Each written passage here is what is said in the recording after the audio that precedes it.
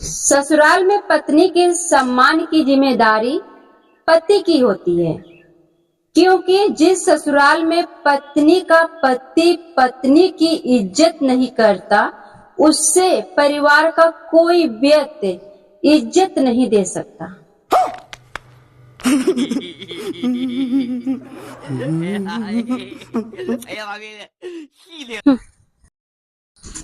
पत्नी कभी पति के लिए प्रॉब्लम नहीं होती, पत्नी कभी पति के लिए प्रॉब्लम नहीं होती। पत्नी तो पति के लिए सुख दुख का साथी है, जिंदगी के ऐसे मोड़ पे साथ देती है जहां पर दूर दूर तक कोई अपना भी नहीं होता।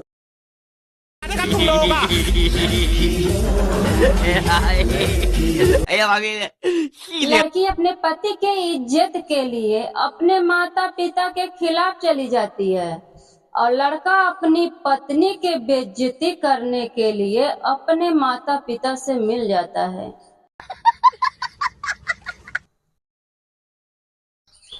हर कोई कहता है पत्नी सिर्फ तकलीफ देती हैं, कभी किसी ने यह नहीं कहा कि तकलीफ में हमारा साथ तो भी देती हैं।